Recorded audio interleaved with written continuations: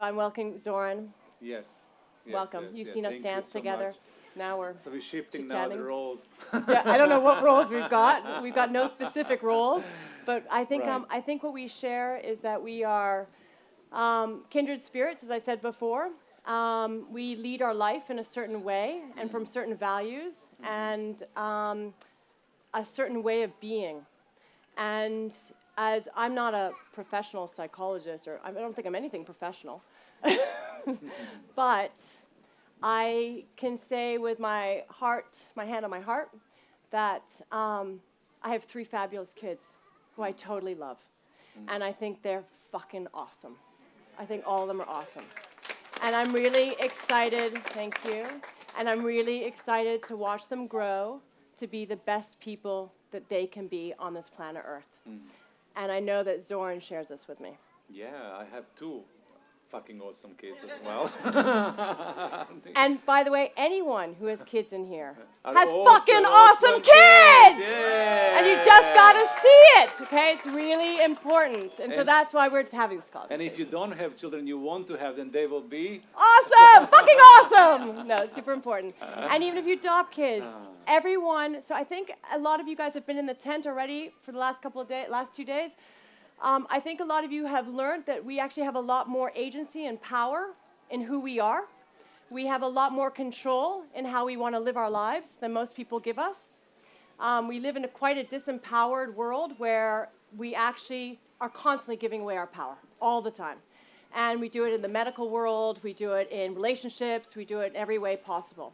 And I think one of the things when you deal with a lot of healers who've actually gone through the path, and lots of other beautiful people and people who've gotten there, is that when you realize not to give away your power and that you have total agency in what it is that you do, you can actually live an amazing, kick-ass, awesome life, even while you're going through severe difficulties, because that is part of life, right? We know life is shitty. We know life is, it's a test. You're constantly being challenged the whole entire time.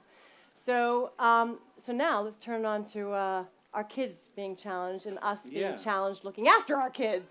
Yeah, let's look into this together, you and I. We can talk a little bit more and invite people, because what I would love to do is just distill what are the most common, crucial challenges of raising kids nowadays. What is the challenge that we really presented to? Thank you. So, yeah, go ahead. My children are 6 and 7, so I haven't reached this point yet.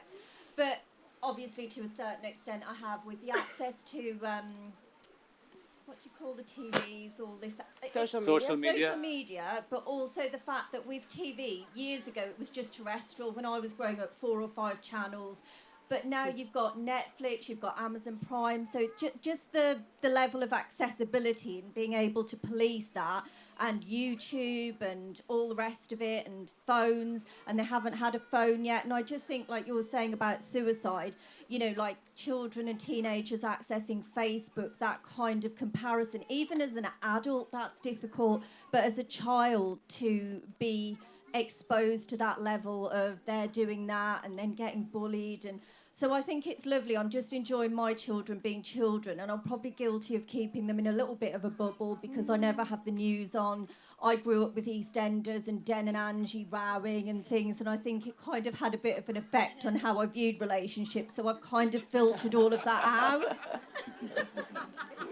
If you can't fill you in on Den and Angie. You might not know. I do know. You do? I do Okay, know. he does. I Woo. He doesn't come from the UK. He's an alien. Different planets.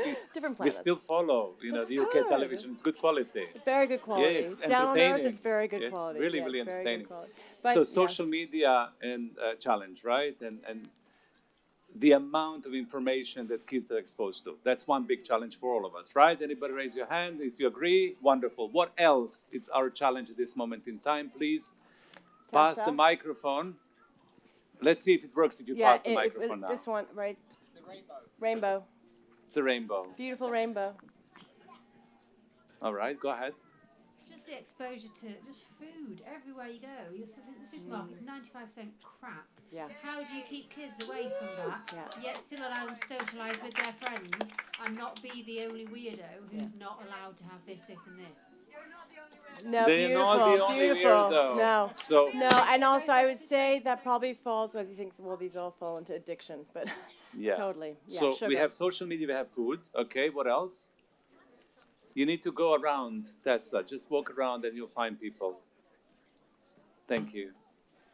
Hopefully it doesn't break. Well, I know like two things from personal experience, because I'm quite young. I know one that a load more kids, and it gets worse every year. The younger they get, every year they do drugs, and I'm talking like hard drugs. I know people that go to school with younger siblings who are doing like MDMA in their classrooms and stuff like that. So it's quite bad. They're doing drugs, and I think a lot of kids are confused because like there's an anomaly right now. I don't know if it's a problem or not. Probably isn't, but a lot of kids are saying they're like cats now, they're dogs now. They just don't. I don't think a lot of kids know who they are yet. Yeah. And like in Canada, the parents they get no say, even if they're 12 years old, for example, and they can get like operations that will last a lifetime, and the parents will get arrested. Like there's a case in Canada, just for not agreeing to like say they have the surgery at 12 years old. And you're talking primarily about like what gender you want to be, right? Yeah. It's a big one. Gender identity. So gender and drugs, right? So Yeah. social media, Yeah. food, drugs, and gender. Okay, go I'm glad ahead. he's keeping the It's list. very, Hi, very I've got- interesting. I've got a 12-year-old and a 7-year-old, I think then. It's the pressures of the academic system and not fitting into a box of the education. My son's just been diagnosed with dyslexia and having to do that. I know, same here, I've got that as well. And also at the minute it's vaping. The vaping's huge in the children's community. Vaping. And what age? Well, at the minute my daughter's 12, just gone into senior school, but I know it's going on younger than that as well. So, Okay. Wow. but the education. Yeah. Wow. Education system, vaping, addiction, bad, All right, bad, go ahead. bad influences. I've got an 11-year-old daughter who's wonderful and really creative and really talented, but, well, I think so. Yay! But Yay, she's just very own it, sensitive. own it, that's own what it, matters. own I it. think she's amazing, but she's extremely sensitive, and we've just been dealing with school refusal for about 4 or 5 months now, where she won't go into school, and she has anxiety around the politics because she's in year 6. All the politics is really ramped up. Everyone's roasting each other.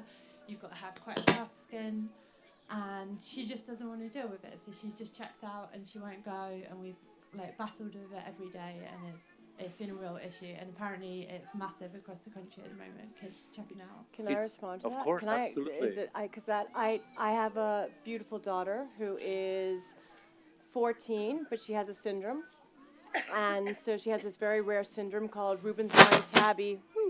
Rubenstein-Tabby.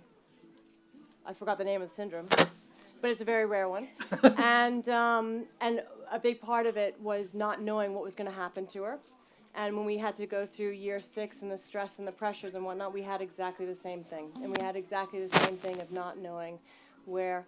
I think the most important thing to know is to listen to your child and to know that the right thing is going to happen. And just you are there to cocoon her. Like you're just there just to like. And I just wanted to add, sorry, I don't know if the mic's cut out. Yeah, but I just wanted to add to that, the second layer of that was watching her confidence go as she then became isolated from her friendship groups from school, and then kind of a disappointment within herself. So it's this like fine line between her wanting to exclude herself from school to protect herself, but then also losing confidence from not going in. And I myself did not really go through the educational system, and later on I did loads of stuff.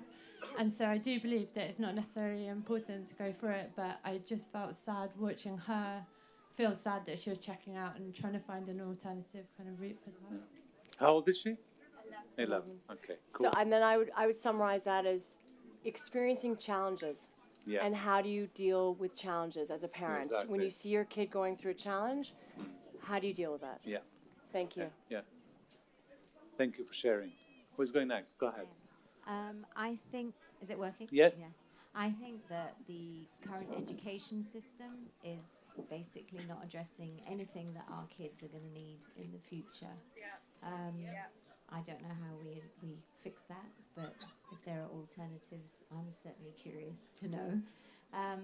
And I think that I have a 16-year-old and a 9-year-old, and climate crisis has been massive anxiety for both my kids. I now have activist children because they were taught in our home not to sit and worry, but to try and do something about it. But that's not every child. So yeah, those are the two things. Yeah, and I would sum this up as that some of the global pressures or global issues are challenging our children because, for example, climate sensitivity, when you're little, you believe everything is going to disappear, and that's overwhelming, right? It's overwhelming. So there's a lot of issues that are happening right now, like war, climate, that kids are absorbing and they don't know what to do with this. So how do we parent that? Thank you. Thank you. Yeah. Who's going next? I think there's a real challenge in managing the power struggle with children as they progress, and you're trying to promote independence and growth at the same time to empower them, yet still remain and hold on to some power. And I think there's a real tricky line to tread, and there's got to be a formula that kind of helps us understand that trajectory as they grow, particularly, and they become more powerful, I suppose, in the family. Yeah. Boundaries. That's a boundary issue, but I hear you. That's completely Boundaries. Yeah. That's really Very tough. challenging. Really tough. Constantly. Let's go to this side. Thank you. Can everyone hear? I just want to check. Okay, good, because I can't. I'm having. It's because we have a music behind. That's so why. okay, and I'm going deaf. Hello. I want to kind of talk about send parents. So I've got a 14-year-old, but I also had a 5-year-old. He actually passed away 8 weeks ago tomorrow. And the system let us down so much. He had a rare syndrome as well, that he had such complex seizures. His longest one was 1 hour and 45 minutes. Oh, wow. I had to fight just to be able to sleep. I was told that he wasn't poorly enough to have care. I had to collapse with sleep deprivation to get care. Had 2.5 years of poor care that could have killed him. Dropped care, and then he wasn't watching. I found him passed away next to me because no one was watching him. The system is so broken. I speak to so many disability parents. They're so exhausted, and it feels like we haven't got the right to sleep. Why? And I had to, when I had 6 months of no care, they would only offer me £11 an hour for a carer, and I had to prove that I couldn't find a carer. Then they put it to £12.59. Months went past, but £14. By the time that happened, he's gone. Why did I have to struggle so much? And then how are you meant to be a good parent when you're so exhausted? How are you meant to cook nice food when you're just barely even able to get up and then watch all this trauma and being made out like it's your fault? There's so many people who deserve to sleep and to be able to parent correctly. That needs to change. Can I ask everyone, can we just have a moment? I would actually love to have a moment where everyone can put their hands on their hearts. Can we have a moment of silence and gratitude? What was he called? He was called Ziggy Jasper. Ziggy Jasper. Can we have a moment for Ziggy Jasper, but also for you as a mum, holding that space? It is so massive. There's nothing harder than what you've just gone through. So I think it'd be amazing if we could all send you compassion and love and a lot of respect for what you've gone through. And while we have our moment of silence, I want you to sit for a second and just know, even though it's hard to see it now, for whatever reason, he was an angel. He is your angel. He will always be your angel. And for whatever reason, that was his time on earth right now. So to have faith in that. So let's just have a moment of silence, please.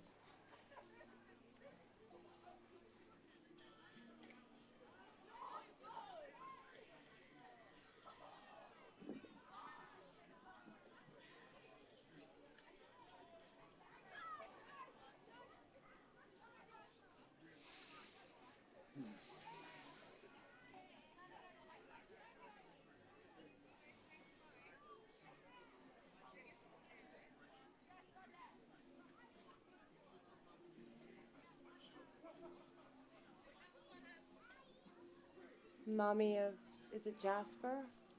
Ziggy, I'm so sorry. Ziggy? Yeah, I'm so sorry. What's your name? Tasha? Thank you, Tasha, for sharing. Thank you for being open. And I hope that everyone during the festival will honor you and share tons of love and gratitude. And just keep giving you, like yourself, so much compassion for what you've just gone through. And thank you for letting us know. And also, I know this is not easy to say, but believing that life is eternal and knowing that life is eternal, it's something that you might find comfort in. Go ahead. It's not just here in this body. Exactly. Right? But not at all. Tasha knows this, but it's still tough. Yeah, totally. Of course. Go ahead. Sorry for your loss, Tasha. I feel connected to everybody's challenges that they're facing with parenthood, and I'd just like to add what I feel is how do I assist my children? My eldest is my daughter, 11 years old, 2 sons younger than her. She's about to go to high school, and I think my concerns are how she navigates relationships, forming new relationships, but predominantly sexual relationships, because the abundance of visual reflections on what it is to have a sexual relationship for children at such a young age, and the dominance of the masculine and the performance of the feminine and the lack of bonding. How do I have those open discussions that imprint her decision making, and then my sons? But that's a challenge that I would like to hear about or have assistance with. Of course. I think it was intimacy versus porn. Intimacy Yeah, versus it's porn, a big exactly. issue. I mean, all of these issues are really big issues. Yeah. But it's good to voice them. It's good to verbalize because that's how we, them. how we solve them. Go ahead.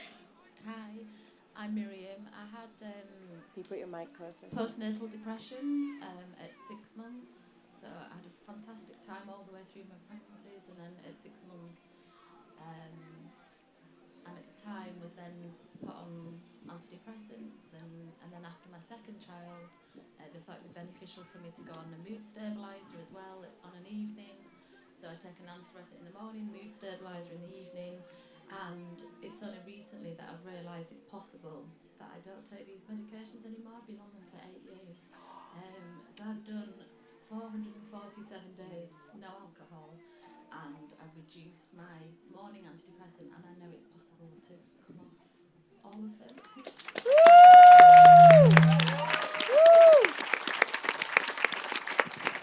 Of course it is. Of course it is. Of course it is. Totally. It's a choice. Totally. And you have the power inside you, but you need sometimes guidance and help and other things, and we actually know that we have access to. That's the biggest problem. Half the time is that we don't even know that there's something right there next to us that can actually help us. And that's where that's why we built Kaylo. I mean, it is why we built Kaylo, because there are so many amazing things and so many amazing tools, resources, guides that can help us, like as simple as music and dancing, things that we can turn on in our own homes that cost nothing, that we have no idea how they can really totally help us. And there's tricks, there's hacks, and all that kind of stuff.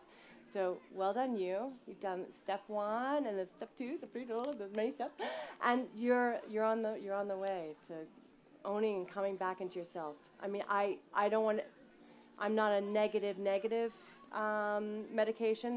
There's times for everything. My preference is much more natural, because I believe that we have the power within us to control how we want to live and how we want to be inside our being. So.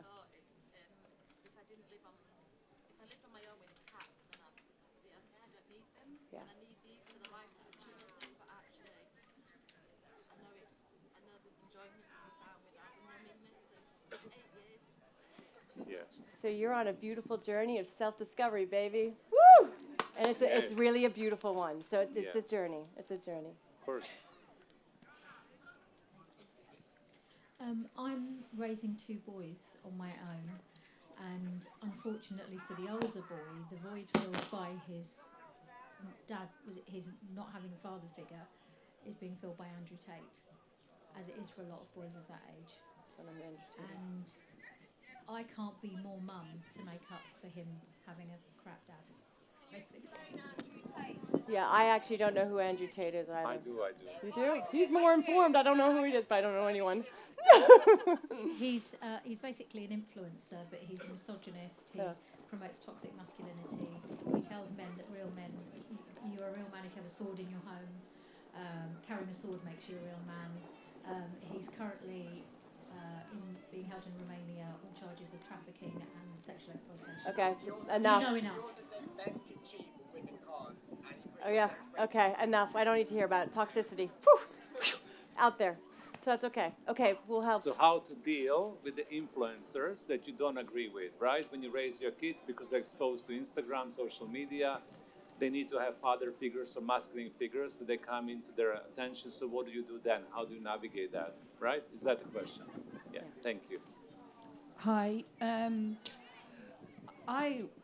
The education point that the lady brought up earlier, my little one's going to be 3 and I'm expecting another one.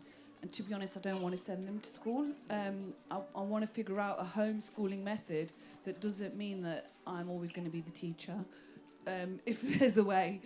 And I feel like that may be the best way, but then the concerns are about their social, everybody brings up the concerns that, they're not going to get the social placement with other children, isn't that weird? So the stigma that's attached to that, but then the stigma that also comes with Tasha, who spoke about her son passing away, with the healthcare system.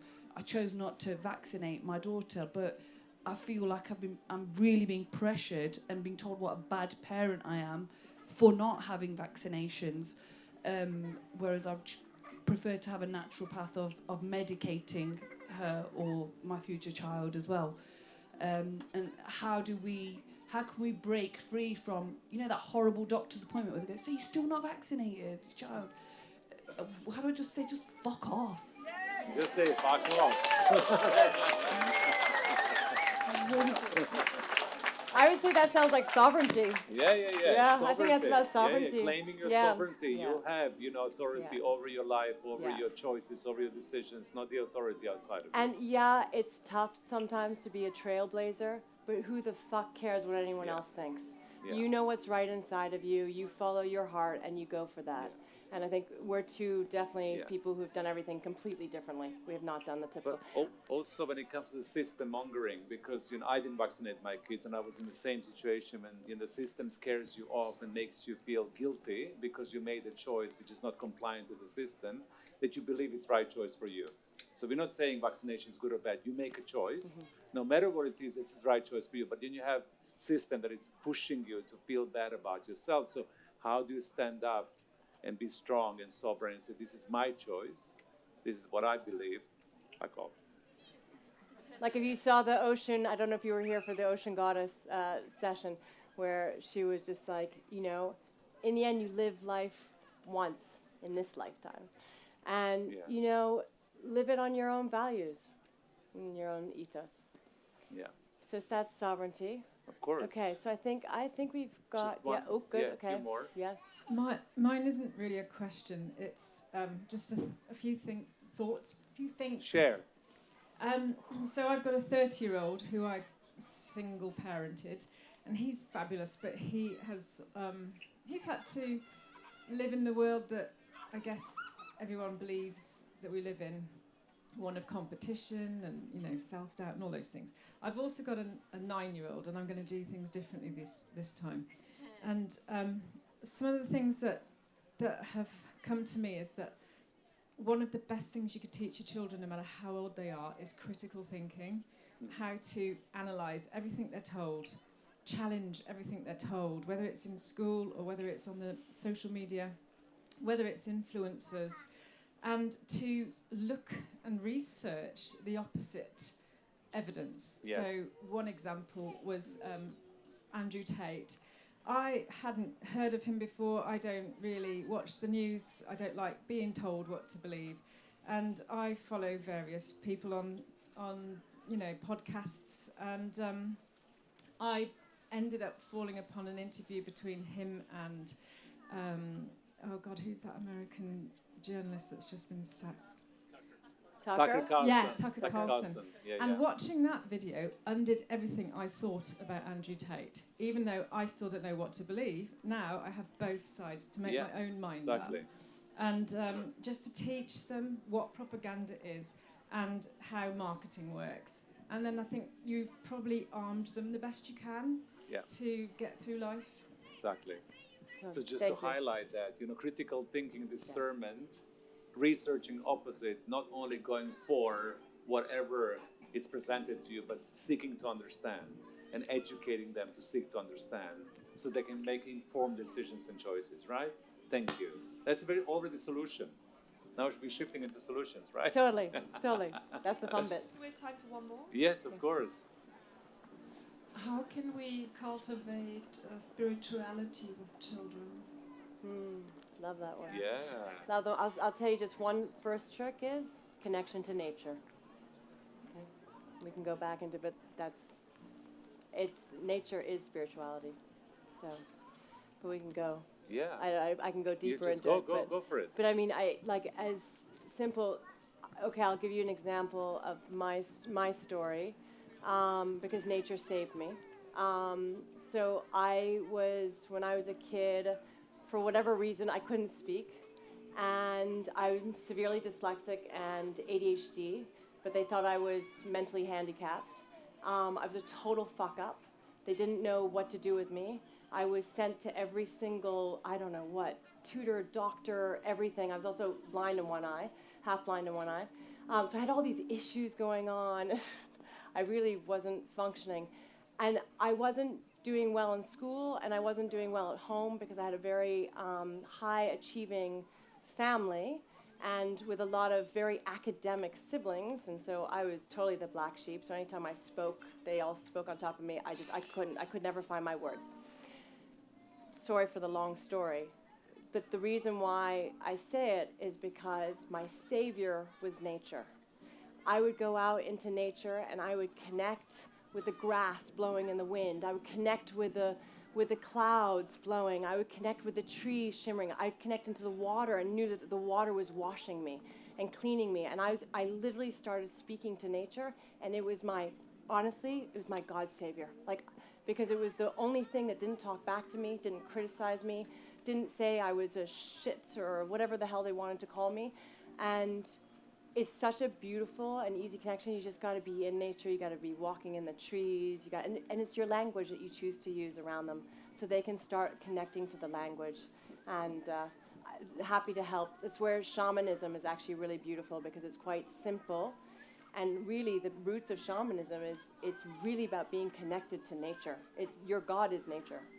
And so the elements, which is why we have the elements around, because it's accessible to all of us in any country, everywhere. That's what makes us human, and it's what makes us all one, and no division. And it's not divisive. It's there. It's planet, universe, planet, Gaia. It's the life that we breathe. So happy to talk to you later about going deeper on that. Yeah, go ahead. Yeah. We're shifting into the solutions, So now we all know the challenges. We understand what's going on. We understand. And so we can now discuss and focus our attention. You can share. Focus our attention to what we can really do. Like what you said, the question is, how do we facilitate spirituality in our kids? One of the most exciting ways is what Natalie has shared, connection to the nature. Yeah. That's already a solution. Totally. Yeah. Go ahead. Okay, my one is about more about sort of parenting and how you respond to stress in your life. Life is very stressful and very busy, and once it enters your family life, it becomes a bit of a cycle. It's quite hard not to use the same patterns once they've become habituated. Yeah. In dealing with the busyness, the hecticness, the sibling rivalry, the tiredness, and the arguments between between parents. And so how do you break that cycle and not sort of keep it going? Because I think eventually you see it back in your children's behaviour, and that's really, really destroys you. Totally. I think everyone battles with that. Yeah, modern life, right? Yeah, yeah. Modern life and stressors of modern life and, business. It is that. And you're absolutely right. It's a cycle and it keeps on repeating again and again and again and again. And you don't fall to the lowest common denominator and then it's even worse. And that's a big one. I think that, and it's also systemic because we live in a system that supports that as well. So, if you are hardworking at work, commuting, driving, shopping, eventually you will accumulate that stress. For me, what I practice when I coach people around this is the family agreements. Sometimes when as a family you sit down and you are wise enough to share your experiences and then witness the patterns and then as a family address them together. So now we are stressed or I am stressed. When I'm stressed, this is what's happening to me. Everybody witnessed that. Instead of just ignoring it and running around or engaging, you address it. And then the family sits together and say, what do we do right now? We are in a stressful situation, right? Or mom is stressed or dad is stressed. So it boils down to communication. But it needs to be from the space of sitting together and looking into it while it's happening at one moment in time, right?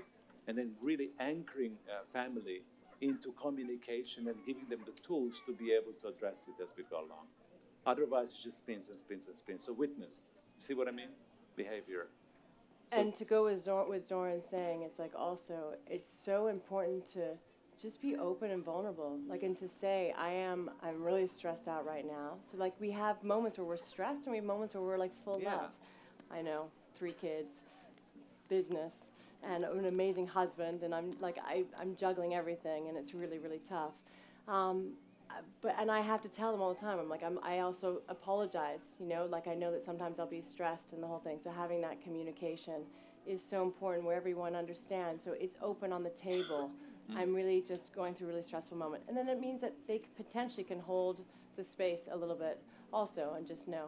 The other thing I was going to say is if there's a pattern of always being stressed, which is a major problem in our society today, everyone has it. Again, this is why we built Kaylo, is that you then have to start doing practices of self-awareness and start figuring out, okay, none of us should be living in stress all the time. It's not, our central nervous systems aren't built for that. But we now live in a society where your system is constantly in fight and flight mode. So you have to figure out how do you get your system back down into balance so that you can be you again without being this overwired, crazy person. So that means you have to put in the self-awareness of putting the practices in so that you are, if you either do it to yourself or it's craniosopathy or whatever it is, so that you get the time that you need to be able to defrizzle in your partners, that both of you do. And then it's also, there could be, if there are patterns that you can't keep breaking, it's an opportunity for healing and to go deeper in it because you don't want to live like that all the time. No.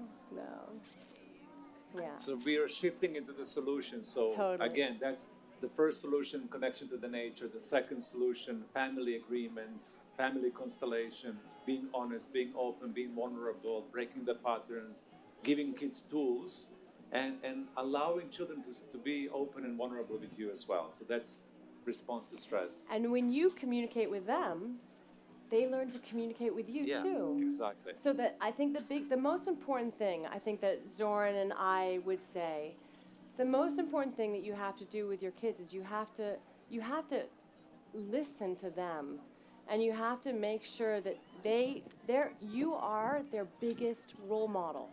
In today's world, it's amazing. It's kind of we feel like the school's supposed to do it, or the nanny's supposed to do it. I don't know who else is supposed to do it, but no, their only role model is you guys.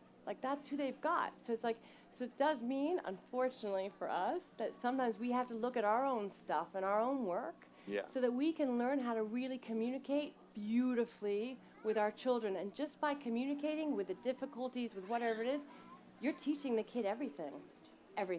And then that's how you deal with boundaries. That's how you deal with porn versus intimacy. That's how you start dealing with, it's a really lovely way. And as we say, I think our children are our teachers. It's really important that they really are. So we need to listen to them. At the same time, we need to have boundaries on them, because I think we also live in this very helicopter parent world where we're all worried so much about our kids and like, oh my God, God forbid they do something wrong, or God forbid they fail, or God forbid whatever. Let them fail. It's great.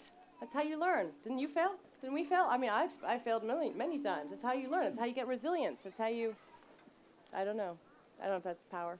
Yeah, that's claiming power, But yeah. absolutely. So, all those things.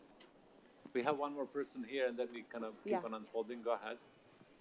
Solutions, right? You can Solutions. raise the question, but we discussing solutions. It just, when you were speaking about the solutions, then it just brought to mind like the things that you're saying about practicing with your parent, and I feel that I am currently doing, but I'm parenting with another parent that I'm no longer with, so, and it's very difficult to co-parent with him because he's kind of somebody who's not open to that and is not kind of practicing the same parenting that Your I am. partner, you mean? Your Ex-partner. ex-partner. So, yeah, I can't really co-parent with him because he's not really open to that, but he kind of doesn't do anything that All right. I'm trying to practice in my parenting. So one thing that I would like to drop for all the parents, and I think this is not really related to parenthood, but it's also a belief system. So this belief system can help you if you choose to adapt to it, or you can ignore it. My recommendation, of course, is to look into it.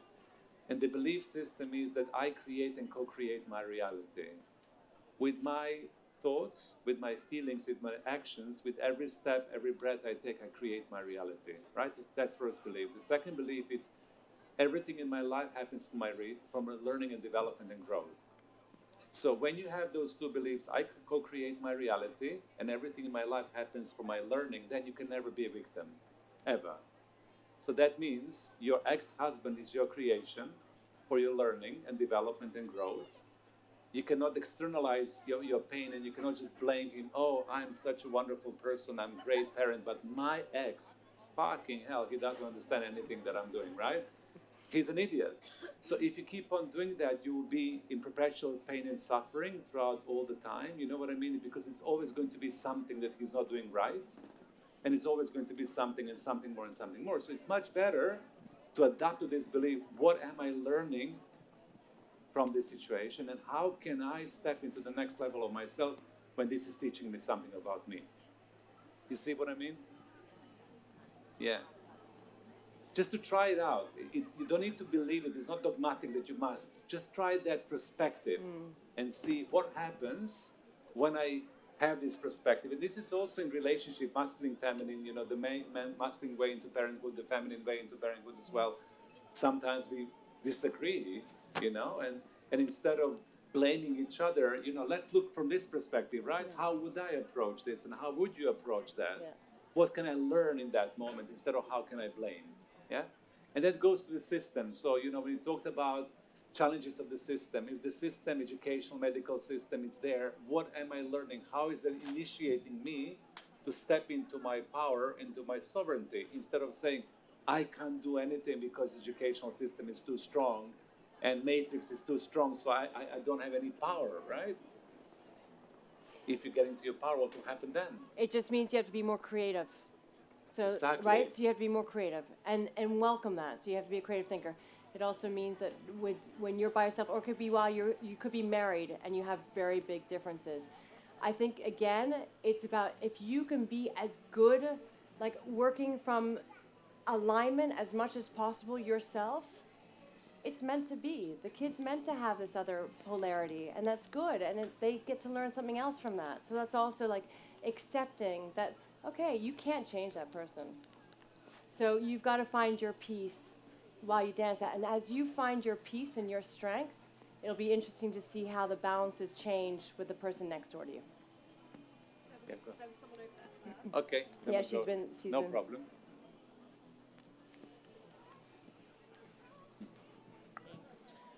Hi everyone, I just wanted to provide on the solution side some ideas for the parents that were asking about how to handle issues with technology, social media, propaganda, and all of those issues that come up, especially as your kids get their first device or start to use computers at school or whatever it happens to be that their first exposure is.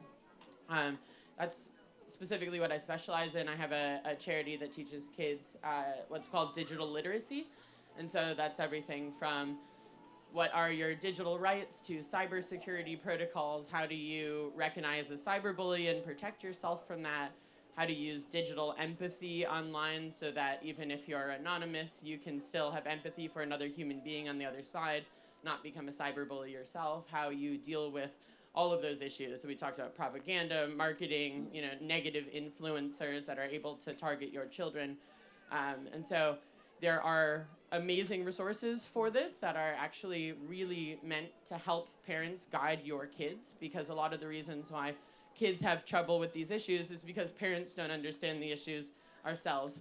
And so it's very difficult to then answer those questions.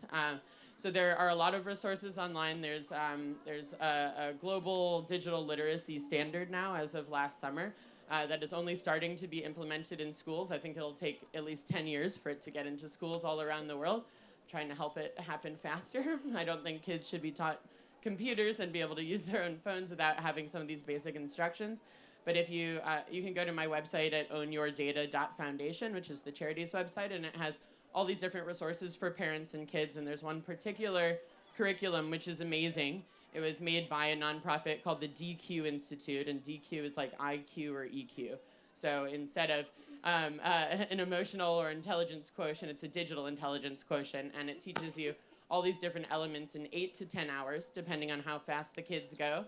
There's a game for kids, so it's actually fun for them to play, and they learn as they go, and they can improve their score, but there's tons of resources for teachers and parents, so that even stuff that you can put up on the fridge at home, and like every day you can teach them something new, and it helps you understand it, so that it's really easy to answer their questions and make sure that, yes, they can still use technology if you want them to, but they're like safe and successful while they're doing it. So that's ownyourdata.foundation and dqinstitute.org. What is your name? What is your name? Brittany Kaiser. Hey. What's your name? Brittany. Brittany. Thank you. Brittany, well done. Thank you so much. That was great. A very great resource, because that's actually the biggest issue, is the fact that we don't know this stuff. So you need the help. Go ahead. You need your help. Hi there.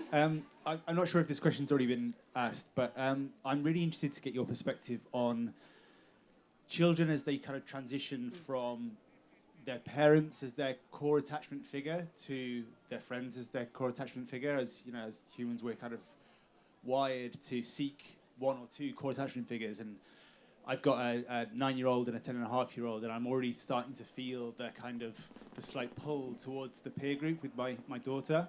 So yeah, just interested to get your perspective on navigating that process. Rites of passages. Yeah, I was going to say rites of passages. Please I have to say, I think it's a really beautiful time. I feel like that's one of the most precious times parents can actually step into their power, because as parents, your biggest job is to be their guide, right? So you get to help them, and the key is to make sure you don't shut them down. If you shut them down and shut them off, then you lose your ability to communicate with them. So, and there'll be times where you might need to lose communication, because that's just what they have to go through. They're going through their hormones, moody teenagers. They're, Mom, don't talk to me, whatever it is, that's totally fine. But what we are as parents, all we are, we're not supposed to fully direct them. We're supposed to hold space for them. We're space holders. So we're supposed to hold space for them, and we're just supposed to give them unconditional love, and we guide them and nudge them lightly.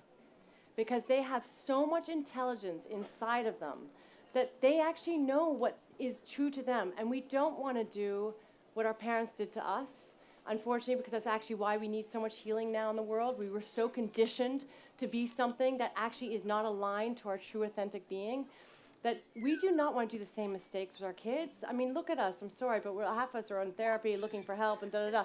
No, we're kind of fucked up. And look at our world right now. We actually need a shitload of healing ourselves.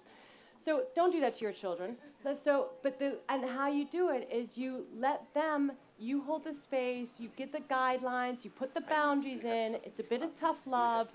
There are consequences. There are things that are clear no's, clear yeses, and then that's it. But you let them, they are so intelligent. And there's rites of passages, which is a whole nother thing, which we love. But I think it'd be beautiful if you talk about like the star seed, about how intelligent children are, Yeah. where they are. Or do you want to go into rites of passage first? Yeah, you talk about rite of passage, and then we have this gentleman who I know needs to share something profound, and then we go into Okay. that. Yeah. So with rites of passages, you know, in the olden days, in every single society, every child went through rites of passage before they turned into an adult. It's just what they did. The women went into the red tent and they hung out with the elders. They learned and understood what it meant to be a woman. They learned to understand what their menstrual cycle was. They learned to understand what it meant to nurture. They learned how to heal. They sat with the elders in the red tent. The men went and hung out with the men, or the boys went to hang out with the men. And you know, they had to learn how to survive. They had to learn how to kill. They had to learn how to do whatever it was that their society and their culture needed to do, and then they weren't able to come back home until they had proven, this is the thing, to themselves and the community that they were ready to be an adult. And this is what we do not have anymore in our world. We do not have rites of passages. We've taken that away. We had it because we had it more because we were freer and we weren't so controlled. But today, because of safety, because of technology, because of us helicopter parenting, we don't give our kids the chance to figure their shit out, to figure out that they actually can survive on their own. Like, kids at 13 can survive on their own, and they should learn that shit. Because the minute they know that they can survive on their own, they are good. I mean, that is basic 101 download information that they all need. I mean, there are many, and again, I can't remember the names, but there are many programs that are for like 19 years old, 20 years old, where they've all come in from, whether they've been in prison or whether they've been in drugs and alcohol. They send them into like sort of outward bounds like concepts, and it's not until they end up sleeping alone by themselves in nature do they all of a sudden go, vroom, they believe in themselves. And it completely turns around their whole lives. So I can't tell you the power of, we have disempowered? Yeah, we've disempowered our kids. Because we're like, well, you can't do this, you can't do that, we're so scared. God forbid you touch the knife, God forbid you work with fire. I mean, these are the things that you learn. You cut yourself, shit, oh, okay, don't do it again. I mean, boys will only learn by actually doing it. They don't listen to us girls, us women. Exactly. So you got to do it. So introducing rite of passages consciously, really seeking the communities who can facilitate that, which is very, very available all around the world. Yeah. Understanding spirituality and connection to the nature, which is the other thing. Learning how to be digitally intelligent, which is another thing. And the last thing before we move to the next session is understanding how do we manage the porn and intimacy, which is the big one as well. That's a really big one. Yeah. What would you say on that? No.